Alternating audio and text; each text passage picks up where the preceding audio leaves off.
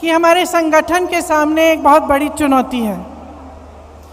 उस चुनौती का सामना हम कैसे करेंगे, इसी के लिए हम इकट्ठे हुए हैं और 3 दिनों से चर्चा चल रही है।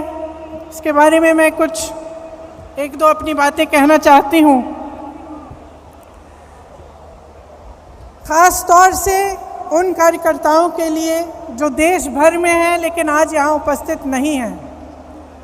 देखिए, कांग्रेस का कार्यकर्ता कौन है?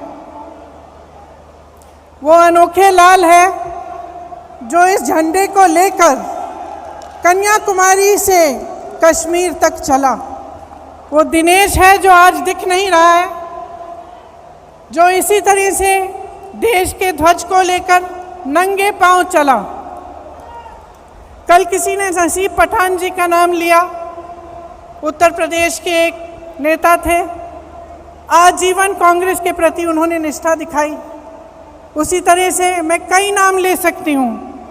कल जब शोक प्रस्ताव हुआ, ईश्वर चंद्र शुक्ला जी का नाम नहीं लिया, लेकिन ईश्वर चंद्र शुक्ला जी, उनको टिकट नहीं मिला चुनाव में, फिर भी वे प्रचार किए और प्रचार करते करते उनका देहांत हुआ।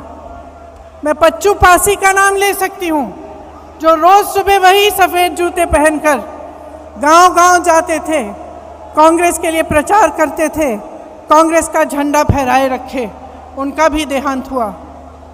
यूपी में हम मजाक में कहते हैं कि एक लाइफ लॉन्ग कांग्रेस सफरर होता है। जो यूपी के कार्यकर्ता हैं ये समझेंगे ये बात। जो कार्यकर्ता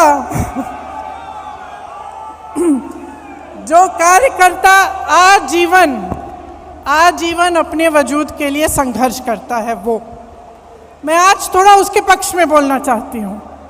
और मैं कहना चाहती हूँ कि जब भी हम ऐसे इकट्ठे होते हैं तो हम नए नए प्रस्ताव लाते हैं और ये सही है। हमने कहा है कि मंडल तक हमें अपना संगठन बनाना है, ब्लॉक तक बनाना है, नए लोगों को जोड़ना है, लेकिन ये कर्मकांड नहीं होना चाहिए। ये प्रस्ताव कागज़ पे नहीं रहना चाहिए। इसको करने के लिए हम सबकी जिम्मेदारी बनती है कि हम गांव-गांव जाएं, ब्लॉक जाएं और अपने संगठन को मजबूती से बनाएं। भारत जोड़ो यात्रा निकली, श्री राहुल गांधी जी बैठे हैं। उन्होंने कांग्रेस की विचारधारा की एक लंबी लकीर खींच के दिखाई, जो बहुत समय से नहीं हुआ था, उन्होंने करके दिखाया। पूरे देश ने देखा कि कांग्रेस का कार्यकर्ता, कांग्रेस का नेता किस लिए खड़ा है, किस विचारधारा के लिए लड़ रहा है, उस विचारधारा का मतलब क्या है। ये काम भारत जोड़ो यात्रा ने किया। देश भर से लोग आए, कन्याकुमारी में आए, केरल में आए, मध्य प्रदेश में आए, हर जगह जहाँ जहाँ यात्रा गई वहाँ आए। जब कश्मीर में थे तो मैं कुछ महिलाओं के साथ खड़ी थी, यात्रा का इंतज़ार कर रहे थे हम।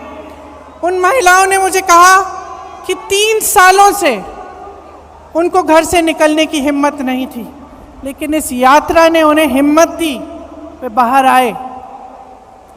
तो ये हिम्मत दिलाना, ये हम कांग्रेस जनों का काम है, जो समझ रहे हैं कि देश में गलत हो रहा है, जो देश की राजनीति को देखकर समझ रहे हैं कि जो हो रहा है वो ठीक नहीं है। उनको एक प्लेटफॉर्म देना, उनकी आवाज़ को बुलंद करना हमारा काम है। जो नहीं समझ रहे हैं उन्हें भी समझाना, उनके पास जाना हमारा काम है। तो ये एक बहुत बड़ी जिम्मेदारी है। हमें अपने गिले शिकवे अलग करने पड़ेंगे, एकजुट होकर लड़ना पड़ेगा। हमें दिखाना पड़ेगा इस देश को कि आज नौजवानों के पास रोजगार नहीं है। जितने भी विज्ञापन हैं, जो भी दिखा रहे हों, जहाँ जहाँ हम जाते हैं रोजगार नहीं है। रोजगार क्या, जो नौजवान परीक्षा देते हैं भर्ती के लिए, वो घोटालों में उलझे हुए हैं, उसके लिए क्या प्रस्ताव है हमारा।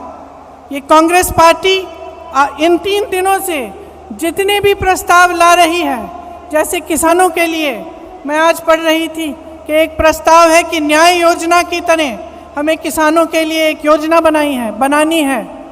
तो ये सब बातें पब्लिक तक पहुंचाना हमारा काम है और इसमें आपकी बहुत अहमियत है।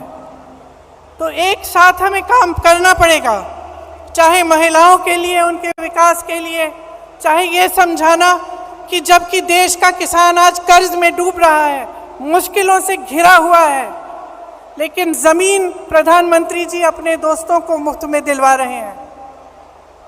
आज हमें देश को दिखाना पड़ेगा कि किस तरह कुछ गिने चुने उद्योगपति आगे बढ़े जा रहे हैं, उनकी आमदनी दुगनी 3 गुना बढ़ती जा रही है और किसान की आमदनी कम होती जा रही है, नौजवानों के रोजगार कम होते जा रहे हैं, महंगाई बढ़ती चले जा रही है, किसानों को कर्ज माफ नहीं होते लेकिन बड़े बड़े उद्योगपतियों के होते हैं।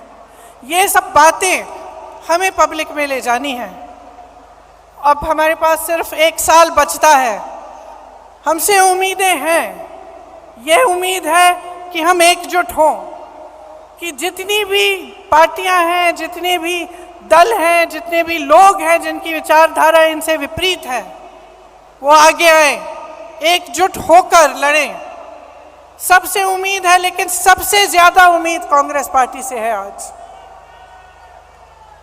और मैं जानती हूं कि हम इस उम्मीद पर खरे उतर सकते हैं कि आपकी मेहनत से, हमारी मेहनत से, हमारी एकजुटता से, हमारे समर्पण से और अपने संविधान के प्रति हमारी निष्ठा से हम सब इस काम को करके दिखा सकते हैं। तो आज जब आप यहाँ से जाएंगे, घर घर जाएंगे, अपने अपने क्षेत्र में जाएंगे, तो आप नए लोगों को जोड़िए। नए लोग जुड़ते कैसे हैं? विचारधारा से जुड़ते हैं, जज्बातों से जुड़ते हैं और आपका मिसाल देख के जुड़ते हैं। तो हमें मिसाल बनना चाहिए कि राजनीति कैसे होनी चाहिए, किस तरह से हमें अपनी राजनीति करनी है।